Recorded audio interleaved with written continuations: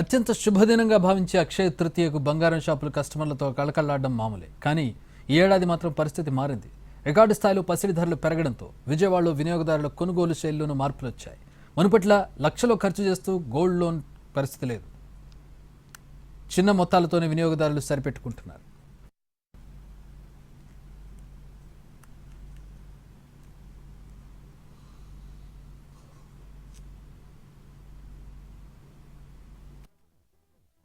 తృతీయ అంటే బంగారం లాగా ఆ ముందు రోజు బంగారు షాపుల్లో కస్టమర్లంతా కూడా ఆ విధంగానే కలకలాడుతూ ఉంటారు. కానీ గతంతో పోలిస్తే ఇప్పుడు కొద్దిగా ట్రెండ్ అన్నది కొద్దిగా తగ్గిందని కూడా చెప్పొచ్చు. గోల్డ్ రేట్ భారీగా పెరుగుతున్న నేపథ్యంలో కస్టమర్లు వాళ్ళ ట్రెండ్స్ని కూడా మార్చుకుంటున్న పరిస్థితి కనిపిస్తూ ఉంది. మనం చూడొచ్చు.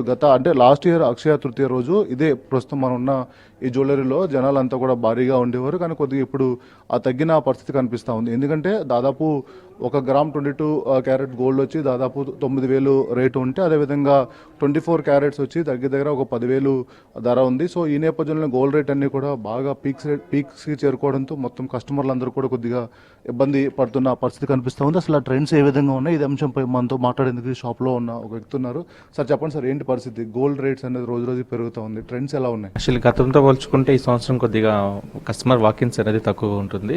బట్ అక్షయ తృతీయ అనేది ఏంటంటే మనం ప్రతి ఒక్కరికి తెలుగు వాళ్ళందరికీ కూడా ఒక నమ్మకం. ఈరోజు గోల్డ్ పర్చేస్ చేసుకుంటే మనకి మంచి జరుగుతుంది, కంపల్సరీ ఎలాగైనా సరే కొనుక్కోవాలనే నమ్మకం ఉంటుంది. పోయిన సంవత్సరంతో పోల్చుకుంటే ఈ సంవత్సరం ఎందువల్ల సేల్స్ అనేది తగ్గిందంటే గోల్డ్ రేట్ అనేది చాలా విపరీతంగా పెరిగింది. ఇప్పుడు గ్రామ్ మనకి 22 క్యారెట్స్ 9,000 రూపీస్ పర్ గ్రామ్ ఉంది. అదే 24 క్యారెట్స్ చూసుకుంటే 10,000 రూపీస్ వరకు పర్ గ్రామ్ అనేది 10,000 రూపీస్ అనేది పర్ గ్రామ్ అనేది ఉంటుందన్నమాట. ఇలా ఏంటంటే కస్టమర్స్ అందరూ ఏం చేస్తున్నారంటే ఒక 10 గ్రామ్స్ 20 గ్రామ్స్ కొనే కస్టమర్స్ ఏంటంటే ఒక 8 గ్రామ్స్ ఒక 6 గ్రామ్స్ అనేది కొంటున్నారు అనమాట. కొనడం అయితే మానట్లేదు, కొంటున్నారు ప్రతి ఒక్క కస్టమర్ కూడా. బట్ ఏంటంటే చిన్న కస్టమర్స్ అనే వాళ్ళు చిన్న గోల్డ్ కాయిన్తో సరిపెట్టుకుంటున్నారు అనమాట. చాలా వరకు ఏంటంటే హెవీ వెయిట్స్ అనేవి వెళ్ళడం లేదు, కొంచెం వెయిట్ తగ్గించి వాళ్ళ బడ్జెట్లో ప్లాన్ చేసుకుంటున్నారు. మేడం, అక్షయ తృతీయ అంటే మొత్తం లేడీస్ ఫెస్టివల్ లాగా మొత్తం గోల్డ్ అన్ని కూడా భారీగా కొంటారు. సో ఇప్పుడు ఈసారి ఈ పర్టికులర్గా లాస్ట్ టైం ఇదే సీజన్లో ఫుల్ రష్ ఉండేది. సో లేడీస్ అందరూ కూడా రకరకాల డిజైన్ చూపిస్తూ ఉంటారు. మీరు ఇప్పుడు ఎలా ఉంది పరిస్థితి? ఇప్పుడు సిచ్యువేషన్ అప్పటితో పోలిస్తే తగ్గిందని చెప్పొచ్చు. బట్ అలా అని కొనడం మానేయలేదు, వాళ్ళ బడ్జెట్ ఫ్రెండ్లీలో వాళ్ళు తీసుకుంటున్నారు.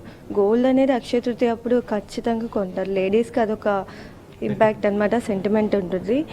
సో వెడ్డింగ్ సీజన్లో కానీ వాళ్ళకి రిక్వైర్మెంట్ని బట్టి వాళ్ళు బడ్జెట్ ఫ్రెండ్లీ తీసుకుంటున్నారు.